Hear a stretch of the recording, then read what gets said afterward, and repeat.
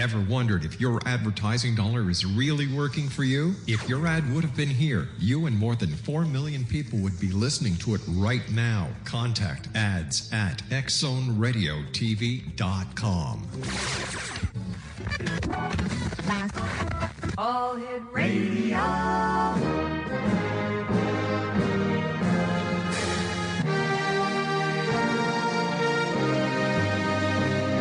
Welcome to the X Zone, a place where fact is fiction and fiction is reality. Now, here's your host, Rob McConnell.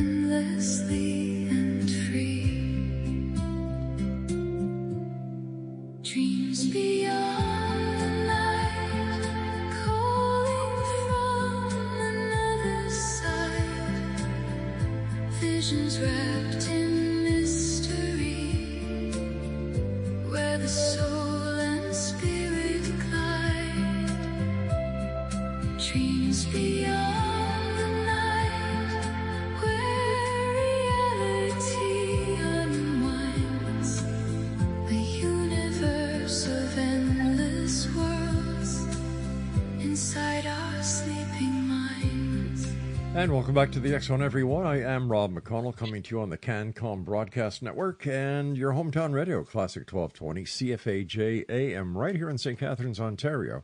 And they're kind enough to stream us around the world on classic1220.ca. If you'd like to send me an email, xzone@xzoneradiotv.com, and on any social media platform, X Zone Radio TV.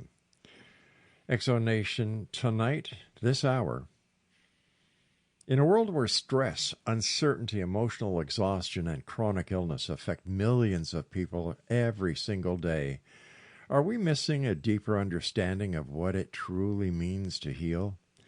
What if, X Zone Nation, what if wellness involves more than just prescriptions and procedures? What if the key to healing lies in the very powerful connection between mind, body, spirit, and consciousness itself? Joining us this hour is physician, author, and visionary thinker Dr. Greg Mahr, whose work explores the deeper dimensions of human health, healing, energy, emotional balance, and personal transformation. From the pact of stress and trauma on the body to the role of consciousness, intuition, and spirituality in achieving lasting wellness, this hour's conversation promises to challenge conventional thinking and open a door to more holistic understanding of what it means to truly live well. If you've ever wondered whether modern medicine is only the part of the story, then tonight's show is for you. Welcome back to the X Zone, everyone. And joining me right now is Dr. Greg Mahr. And Greg, welcome to the X Zone. Thank you very much. I'm excited to be on with you. Greg, can you tell us a little bit more about yourself and the work you do? I've been, first of all, I started my career as a general psychiatrist and did a lot of hospital work. But I've always had a long-standing interest in dreams and kind of our inner world. Actually, I was writing dreams down ever since I was a kid. But I never used that much in my professional work. My work kind of changed. I had a serious heart attack about 15 years ago, and I kind of decided after that I'm just going to do more of what I want within my field and kind of Mm-hmm. follow my heart in that way. And then I started working more with dreams, both in research and professionally. A few years ago, I started a nightmare clinic, and I've been working with trauma patients and their nightmares. So I've just gotten very interested in the dreams as a connection to our inner world and the whole broader world inside us, and what kind of balancing ourselves with the communication that we can get from our dreams and help us understand ourselves more deeply through understanding our dreams. In your medical and scientific opinion, Greg, are dreams meaningful? Oh, for sure. I think we have a cultural bias against dreams being meaningful. We've sort of have bought hook, line, and sinker into a Western paradigm of science, and dreams don't fit really well into that.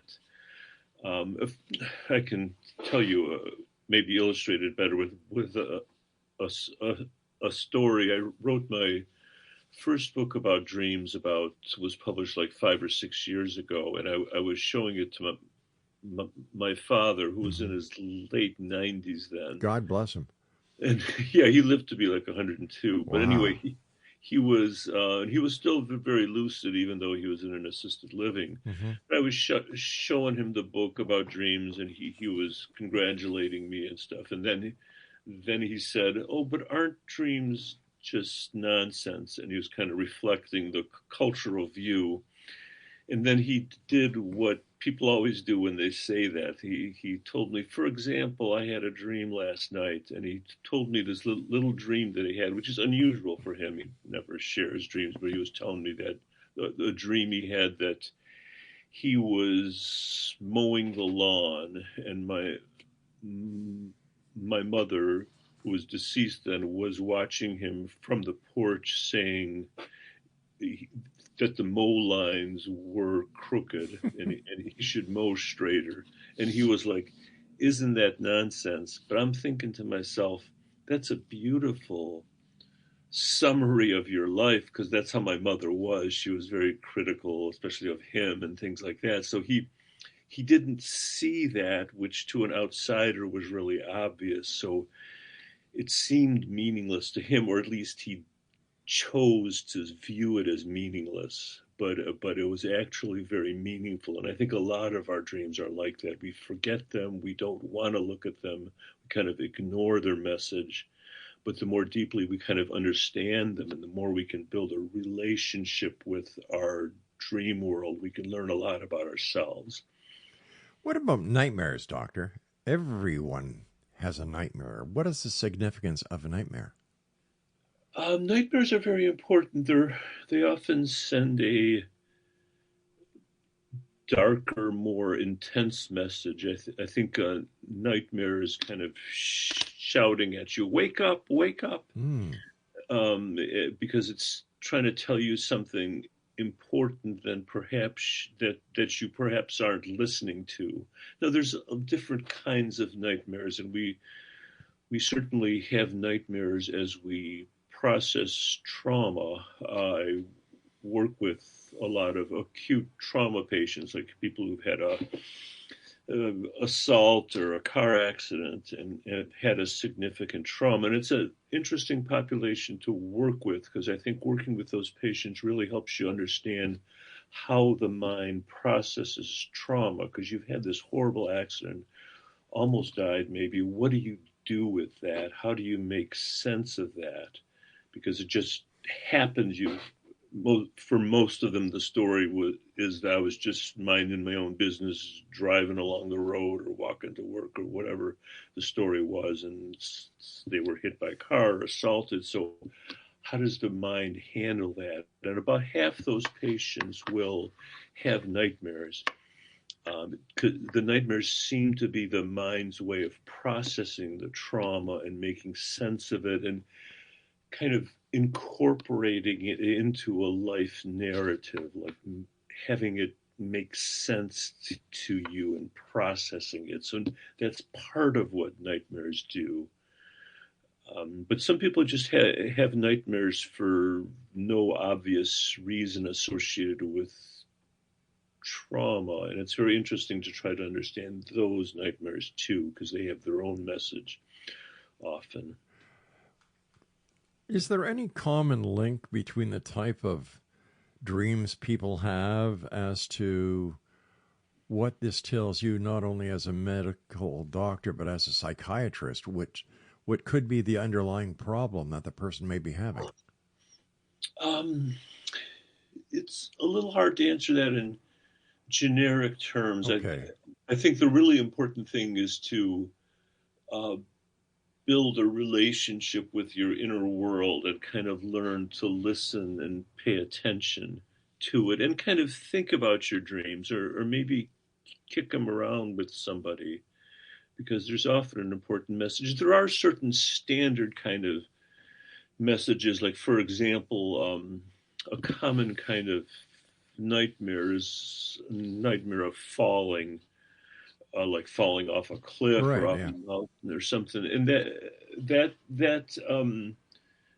often has to do with that you have too high of an opinion of yourself or your own ego or the conscious part of yourself, and you need to drop down and get more humble and not think so highly of your conscious mind and stuff like that, and broaden your perspective. So that's one example of a fairly common dream that tends to have a relatively standard kind of meaning.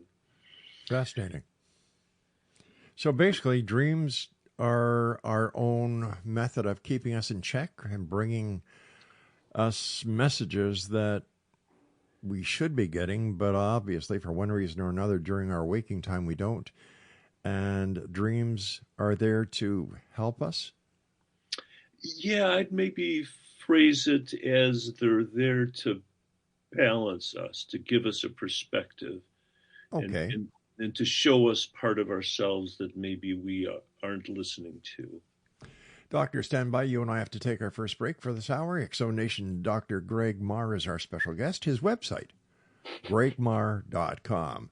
I'm Rob McConnell. This is the X Zone, a place where people dare to believe, dare to be heard, Monday through Friday from 10 p.m. Eastern until midnight, right here on the CanCom Broadcast Network and our family of broadcast affiliates in the United States, Canada, and around the world. And we're also listening to us right here on your hometown radio, Classic 1220, CFAJ AM, streaming us at classic1220.ca. Drift into a mystery behind our sleeping eyes,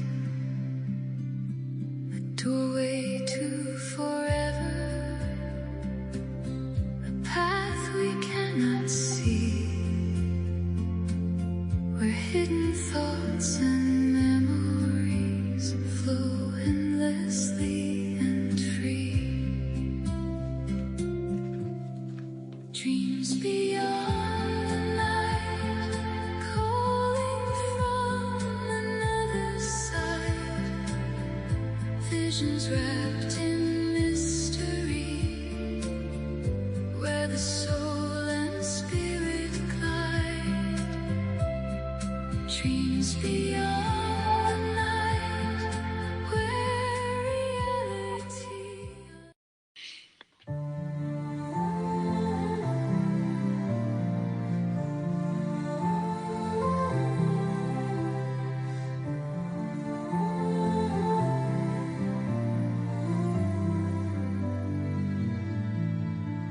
In the twilight's hush, where shadows whisper low, a silver glimmer streaks across the sky, aglow with a haunting melody. The air begins to thrum, an echo of the wonders that from beyond have come. Celestial encounter as the stars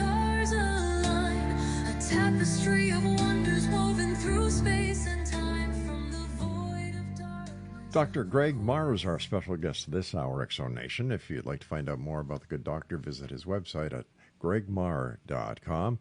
And he's the author of Dream Wisdom Oracle, 46 cards, and a guidebook that and the guidebook, and then the wisdom of dreams, science, synchronicity, and the language of the soul. Okay. Do we all dream, and what happens if we don't dream? We do all dream. A lot of us forget our dreams, but if you put people in a sleep lab, you can see their brain waves changing. You can see them going into what's called rapid eye movements sleep, which is the phase of sleep where you do most of the dreaming. And if you wake people up in the lab when they're in the middle of this REM sleep, they'll almost always remember a dream. So what happens when we're in our own home is we tend to forget our dreams a lot. So we have them, but they're hard to remember if you've tried to remember your dreams because of the language, and we're probably designed to forget them because there'd be too much to remember all our dreams every night. So part of it is that we forget them, and we forget them more when we don't pay attention to them. I do a dream group, for instance, just kind of to explore dreams with folks, and sometimes people come because they want to hear other people's dreams and learn more about dreams, but they come in the first time kind of apologetic and say, "Oh, I don't really remember my dreams, but can I stay and listen?" And I always tell them fine. But then when they come a couple of weeks later, they'll say, "Oh, I've actually remembered a bunch of dreams," because when you pay attention to them, your mind holds on to them more. How can So we? that's one. I'm sorry, So Doctor. we all always dream, and we dream sleep is kind of separate than regular sleep. So there's a separate need for dreams. So if we are doing something like taking a medicine that suppresses dreams, we kind of develop this dream debt, and then we have more vivid dreams at first when we start to dream again. Is there a way that we can tell ourselves that, hey, listen, we have to remember our dreams? There's a lot of really interesting work on what's called incubating dreams. So when you're going to bed, you can ask your psyche to help you have a dream and help you remember the dream. And you can ask it questions that you're struggling with this issue, and is there any help you can give me with that? And then see what happens. And if you remember a dream that night, then I try to think about it. Is that an answer to your question in some way? I mean, there's a long tradition of doing that from the ancient Greeks. The symbol, the medical symbol, the snakes around a staff, that's the symbol of the Greek god Asclepius. And when you had a problem or a health problem in those days, you'd go to an Asclepian temple, like Hippocrates, who's the kind of the father of medicine. He worked in an Asclepian temple, and you'd go there to have a dream, and then when you woke up, they would help you interpret the dream, and that would be an important healing ritual where you'd get insight from your dream in that process. Years ago, we did a survey on dreams, and one of the top dreams that we had reported by our listeners, no matter where they lived, was them standing naked in front of a crowd of people. Yeah, that's a common dream. It is, eh? Yeah, and yeah, some real common things you hear a lot are that, and being late and taking an exam that you're not ready for. Those are real common kinds of dreams. And being naked often has to do with revealing your true self. Clothes and dreams are often kind of a persona, like they're the role you play. Ah. Sometimes people have dreams about changing clothes, and I remember I once had a dream about there was a closet where there were all these different shirts and jackets that I was trying on, and I think those kind of dreams are about trying on different roles, where being naked is probably something about being who you are and as you are. And you might, if you have a dream like that, you might want to reflect on how does that play into your current situation? Is something happening in your life that would stir those issues about what's your true self versus what's your role or persona? I know if I have a problem during the day that I just can't figure out, I'll tell my staff, let me sleep on it. And during the sleep time hours, the solution will come. Now, is this because I'm getting enough rest and I don't have to focus on 35 different things at the same time? Or is there a special part of the dream process that has been built into each and every one of us to apply this, let me sleep on it? Yeah, that's interesting. That's an old saying, and there's a lot of good literature on people solving problems in their sleep. They've taken college students, and they would have half a math class reflect on math problems when they're going to bed, and they would tend to do better than the other students. And there's a really one thing that happens when you're dreaming is different parts of your brain connect in ways that they normally don't when you're awake. There's this kind of a broader opening, and that's what tends to give people creative ideas in dreams. And people have had important creative ideas in dreams, like the periodic table of elements came in a dream, or the story Frankenstein came to Mary Shelley in a dream. Or another really interesting example is Paul McCartney's song "Yesterday." That came to him in a dream. The whole chord structure and music kind of came to him in a dream, and he kept asking. He kept thinking he must have heard this song somewhere, and he kept asking people, did you ever hear this song? And finally he realized it was a composition he created in a dream. So there's a lot of interesting stories like that, of those inspirations that come from dreams, probably because of those increased connections in the brain. Like parts of the brain are talking to each other that normally aren't talking. Greg, what about people who have dreams of loved ones dying, who are, prior to going to sleep, the loved one is alive? During the nighttime, a dream happens where this person comes to them in the dream and says, I'm no longer here. I passed to the other side. The person wakes up. Sure enough, they find out that this party has passed, and they could be hundreds of miles away. How do we explain something like that? Yeah, that's a very interesting phenomena that's been noticed throughout the centuries. Even by Freud had a section about those kind of dreams that give premonitions. And it's hard to explain, except I think what also happens in dreams is you connect with a deeper inner world, and this inner world is kind of transpersonal. It crosses the boundaries between different people. So things happen in that spiritual transpersonal realm that kind of cut across time and space. And I think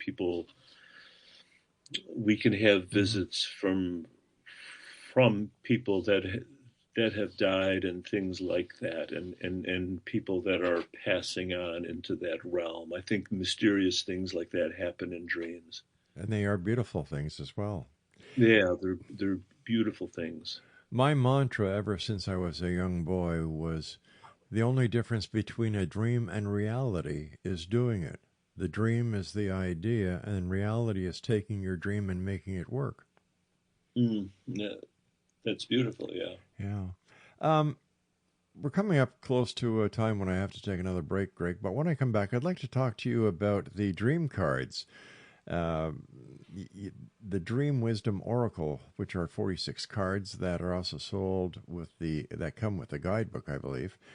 And also, I'd like to talk to you about your book, The Wisdom of Dreams.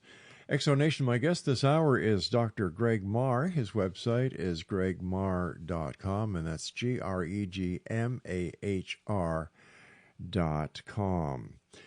As I was saying in the first hour, this week on the Exxon website, we are going to be exposing what people have believed for years to be underwater UFOs. Yes, they were underwater UFOs because they were under the water and nobody knew what they were. Well, guess what? We've got photos of what they really were and what they are. Experimental drones by the different companies that, you ready for this? Create the drones that fly in the sky as well. And that's going to be on our website in the next couple of days. And also, if you'd like to listen to past episodes of the X Zone or any other show that we produce here at CanCom and REL-MAR, all you need to do is go to one place with our compliments. We don't charge you a darn cent for it. That's www.xzoneradiotv.com. That's our website. But if you go, instead of going to site to site to site, just go to one place, xzbn.net. Dr. Greg and I will be back on the other side of this break as we continue, like I said, right here on the CanCom Broadcast Network and your hometown radio, Classic 1220 CFAJ AM, streaming us at classic1220.ca.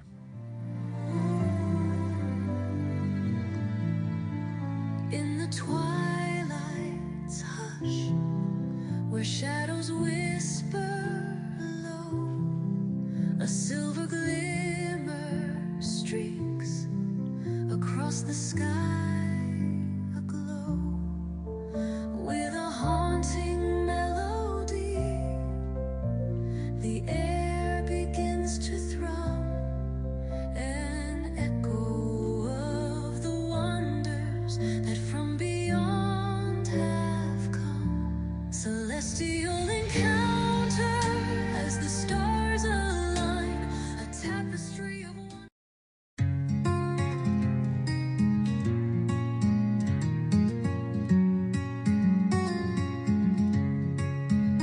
Today we gather, the candles are bright. It's your special day, everything feels right. June 11th, a moment so true. Happy birthday, Laura, this song's for you. You're my best friend, my partner, my light. Through every storm, you make life so bright. With every laugh, with every tear, you fill my days with all the cheer.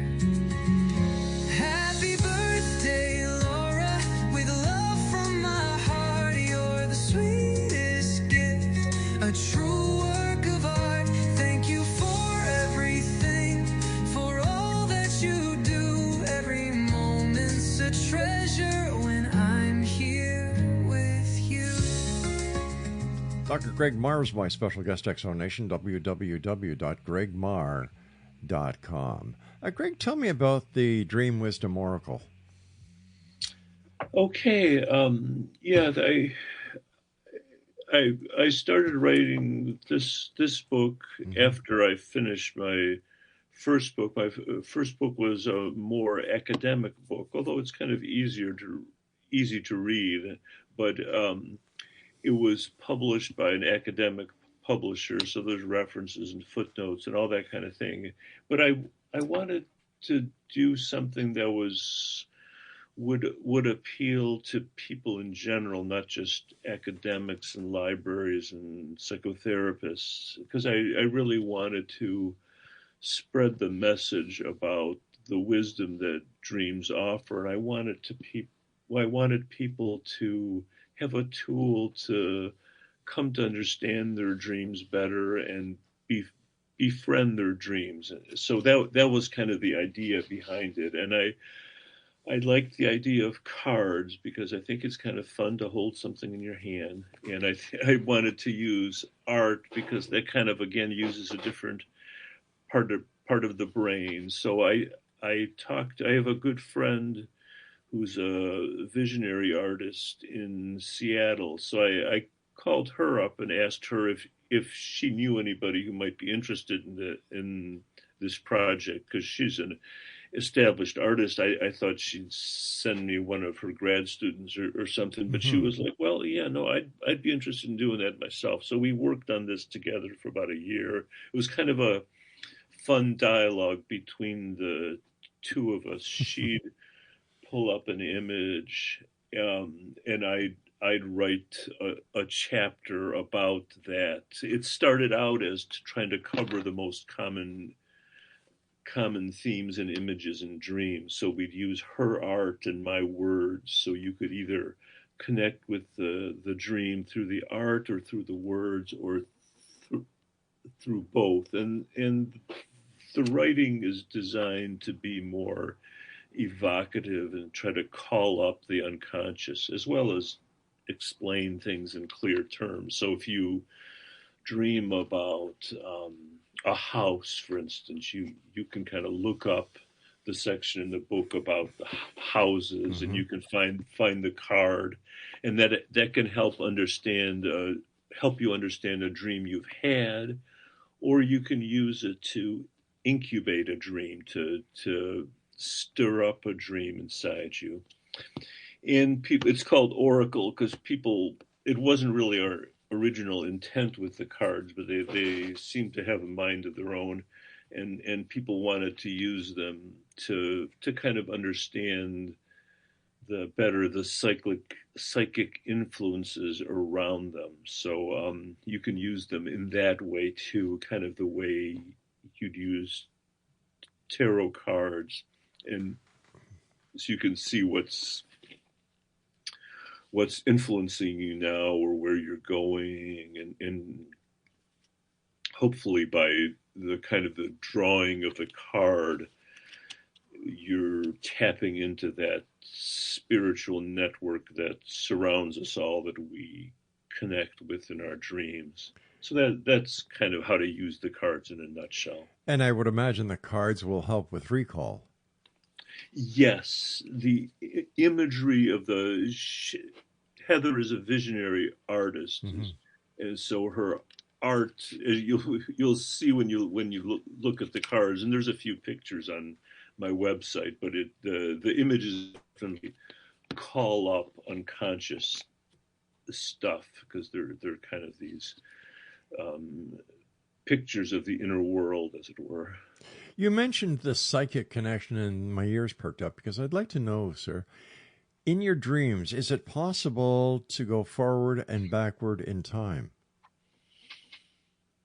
I think lots of things happen in dreams that are mysterious. I certainly have had dreams in my childhood that when I look back on now seem predictive. Like I told you, I've been recording dreams since I've been a kid, so I've got probably 7,000 or 8,000 dreams. Wow. Which I have to figure out what to do with, and because that's a really interesting treasure trove of information. But just kind of casually looking at them, I see patterns and things like that. So I think you're in connecting to this inner world. You don't follow the same rules of time and space, and things influence each other across time and space. I would imagine in the dream world there are no rules. Yet no, there are no rules. Well, there are rules, but they're not rules we don't understand that we understand very well, and they're not the same kind of rules that we follow here. And I think in special moments of emotional power, the worlds kind of cross for a second. Right. Like I can quickly tell you a good story Please about do. my father again. So I had a long, unhappy marriage. And I finally, after trying to decide for many years, I finally decided to get divorced. It was about 15 years ago.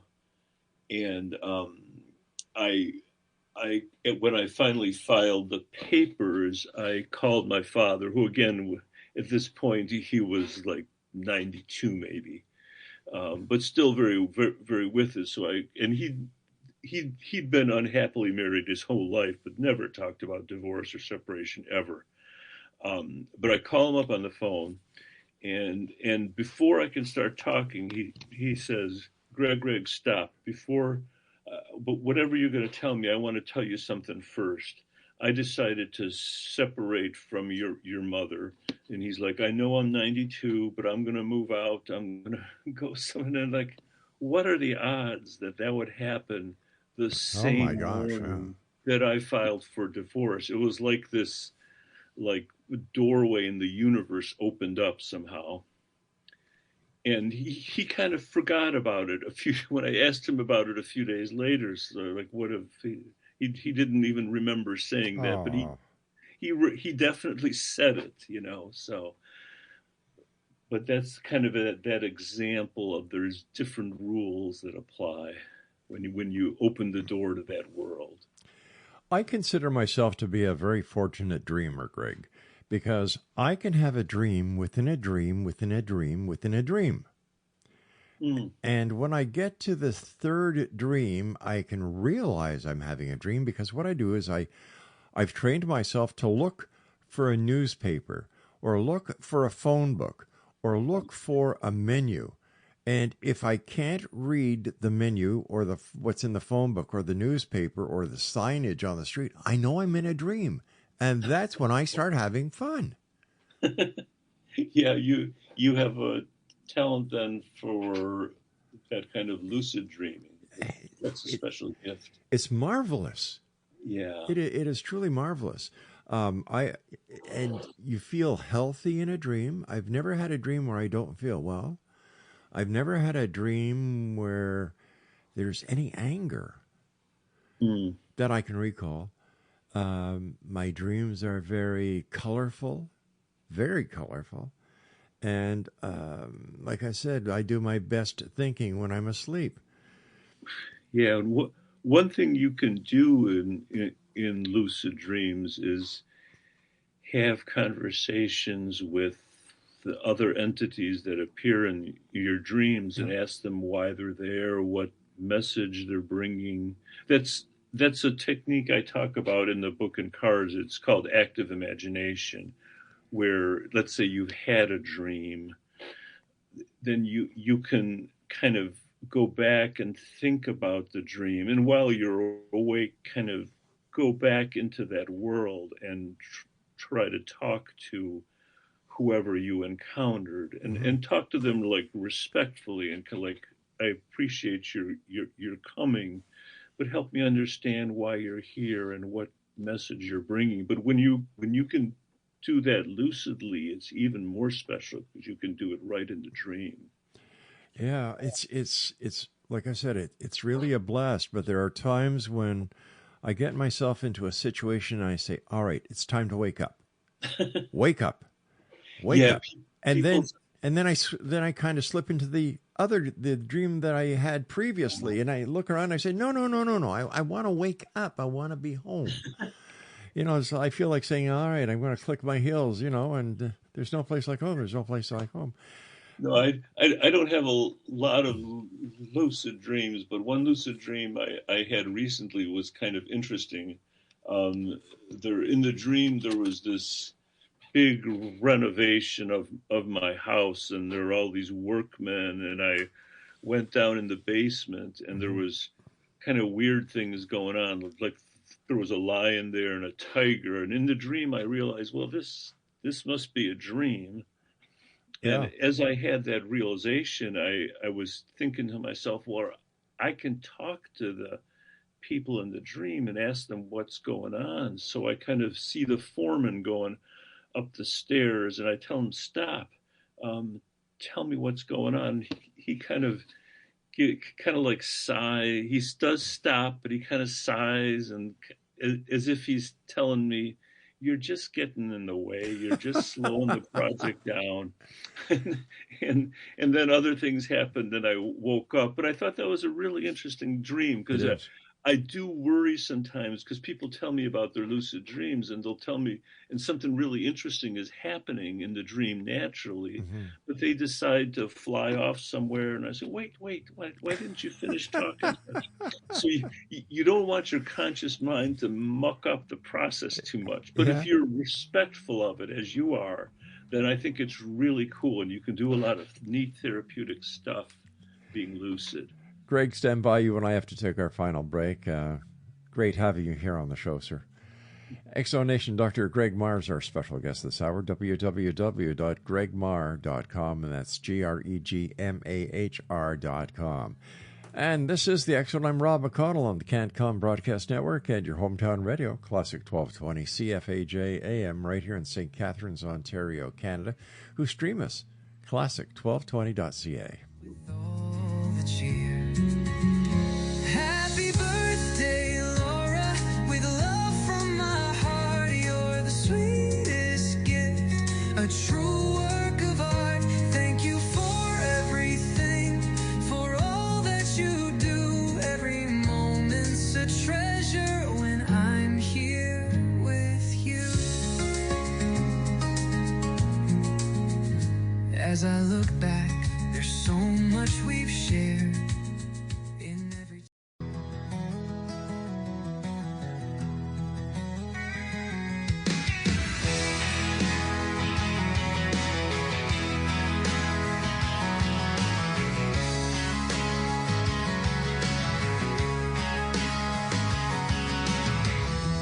Late night signals whisper through the sky. Stories of the unknown drifting by. From shadows deep to stars above. The truth and mystery, what we dream of. From a humble start on AMR, a voice in the night reaching everywhere. St. Catherine's heard that distant tone. Rob McConnell's voice, the X-Zone. Through the years, through the miles, through the questions and the trials. Now we're back on 12:20 a.m. Classic sound, it begins again. CFAJ, your hometown radio, where the truth and the strange still flow. From Ontario skies to the great unknown, with Rob McConnell on the X-Zone. And speaking about Rob McConnell on the X-Zone, that's me, Monday through Friday from 10 p.m. Eastern until midnight, right here on the CanCom Broadcast Network and your hometown radio, Classic 1220 CFAJ AM. That stream is on classic1220.ca. Dr. Greg Mahr is our special guest, www.gregmahr.com. Greg, do dreams change? I know they change with what you eat, what prescriptions you're on, what kind of sickness or illness you're under, the amount of stress you're under. But do the dreams change when somebody takes a psychedelic, for example? Well, a couple things. First of all, they also change as you heal. Okay. When we see people recovering from trauma, their nightmares will actually change, and they'll tend to get a more active role in their own dreams instead of being a passive victim. So that's one thing I wanted to say. And there is a really interesting relationship between dreams and psychedelic experiences. They both involve that same kind of increased connectivity between different parts of the brain. And people sometimes get creative inspirations during psychedelic experiences the way they do in dreams. There's a few differences. In psychedelic experiences, you tend to have more of a loss of the sense of self. You tend to like have this cosmic feeling of being united with the universe, which is uncommon in dreams. It can happen. That's one of the differences, but there's a lot of similarities between the two. And when you take imaging of what's going on in the brain, it's very similar. I kind of, one way I kind of encourage people to pay attention to their dreams is to remind them they're going on psychedelic trips every night, and it's free and it's not against the law, so it's a fun thing to explore. Doctor, looking at everything that you've accomplished in your life, your books, you're a physician, psychiatrist, you're an author, you're doing some great work on dream research. What has been your most significant discovery, find, or claim when it comes to dream research? I think the understanding that it's a relationship. I think when I first started working with dreams, I wanted to interpret them. That sort of approaching them in this scientific sort of way. And then I kind of realized, that's not really right. That's kind of missing the broader picture, because it's more like a relationship, and it's in interpretation. There's not one answer. It's getting to know each other and getting to understand each other and kind of developing a shared language. So that's, I think, the most important thing I learned is that humility and respect for the inner world. Would it be fair to say that dreams allow us to be human in our dream, and then meeting our spiritual self, our creative self? It allows us to be who we really are. Oh, that's a nice way of putting it. I think in connecting with our deeper selves, we connect with our creativity, and also we can connect with our spirituality, with that aspect of our lives which we often ignore when we're busy, like making money and trying to have fun and all that stuff. We miss that inner journey. And they're really, the best thing they do is serve as guides on that inner journey. Do you remember that commercial from years ago, Calgon, Take Me Away? I think that we should frame one called Dream World, Take Me Away. Yes. No, I've gotten so many personal insights from dreams and deeper understandings of things, and the stories I've read and learned about the creative insights that people have during dreams has really opened my mind, even though dreams can be really scary. And I don't want to minimize how terrifying nightmares can be, but even those really terrifying ones often bring an important message. I remember one when I was just a young lad. I think I was in the police force at the time, where I dreamt that I had to run after somebody, and I just couldn't get my body to run. I was kind of frozen still, and I'm saying, what? Come on, body, wait. Yeah, come on. Speaking about that, when we dream, isn't there a hormone that is secreted so we don't move while we're having these dreams? Yeah, that's one quirk of the physiology, is that when we're in that dream sleep and that REM sleep, we're actually paralyzed.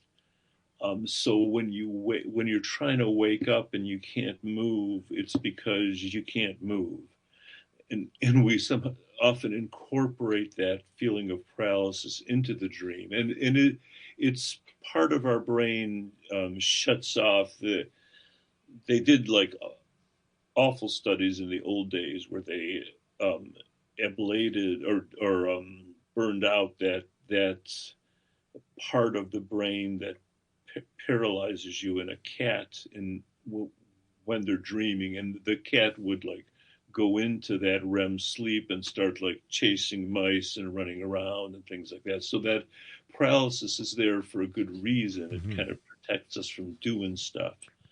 In fact, if my memory serves me correct, it's called the old hag syndrome. Yes, that's a term for it, the old hag syndrome. And then there's that famous painting of a nightmare that actually one version of it is in the art museum here in Detroit. But in that painting, there's a demon sitting on someone's chest, and that's that feeling of not being able to move, which adds to the terror of the nightmare. I know that there are several people who claim to have had been abducted by aliens, that they have the same effect of the paralysis, and of course, when they are abducted by the aliens and they go wherever they go or do whatever they do and they return back to their bodies, they're lying in the bed and they claim to be fully conscious after the experience, and the paralysis is still there. And so what I do is I equate what they are having as a waking dream, and the paralysis is caused by the mind, saying, in a dream you can't move because you can hurt yourself or somebody else with you. Yeah. There's a lot of these mysterious experiences. I was reading recently Ezekiel's vision in the Bible, where the wheel. It's an old story where he at night encounters and he calls them angels, but they're beings with wheels spinning and all kinds of stuff. And you could just as easily read that as an alien story. How true! How true! So, what is next for you, Doctor? More books, more research, more getting out there talking about dreams. All of those, I hope. I'm finishing up a book about nightmares, which I'm very excited about that. I'm working feverishly on that because I promised them I'd have it July 15th. So I'm excited about that, and some projects I'm working on. I've been able to do a little bit of psychedelic research too, which has been fun. Excellent. Where do you think psychedelics are going to take us in the future? I know that there is talk about legalizing magic mushrooms, as well as some of the psychedelic restrictions have been taken off the FDA's table. So do you think that this is going to be an asset to dream research? I think it's going to be, or it is already, another doorway to that inner world. And it's you have to respect the inner world. That's why good psychedelic work always uses guides and things like that, because you don't want to go into scary places alone. You want to be thoughtful about what you're doing. And what is your final words of wisdom? What would you like to tell the X Zone Nation tonight, sir? To trust your dreams and honor them and develop a relationship with them, because they have a lot to offer in terms of balancing your life and providing wisdom. One quick question for you, Doctor. Do you think that each and every one of us have our own specific dream symbology? Oh, for sure. Like I mentioned, I've done this dream group for years, and we've had some of the same people for years. And we always joke that if we put our dreams and without names in a pile and we picked one at random, you could easily recognize whose dream it is. For instance, I dream about water all the time. Right. Somebody else in the group dreams about insects a lot and spiders and dragons. So they're very characteristic. They really are. It's like a fingerprint, kind of. Interesting. Doctor, I want to thank you very much for taking time out of your busy schedule to join us here in the X Zone, and I do hope we have the pleasure of having you again on the show, sir. Oh, it's been great. Thanks for having me. Oh, it's our great pleasure, Doctor. And Exonation, if you'd like to find out more about my guest this hour, Dr. Greg Mahr, please visit his website, www.gregmahr.com. I know Craig is going to the website after the show, he said, to get himself a copy of the Dream Wisdom Oracle. All right, Craig, I'll read it after you do. This is the X Zone. I'm Rob McConnell, and that's it for tonight. So from everyone here, everyone out there, I want to thank you for being part of our day, our night, no matter where you're listening to us around this great big world of ours. And to all our affiliates, thank you guys. It's been 35 years of fun, going on 36 years. Thanks to you, the X Zone Nation, and everyone who listened to us, whether on an AM radio station, FM radio station, satellite, internet, however.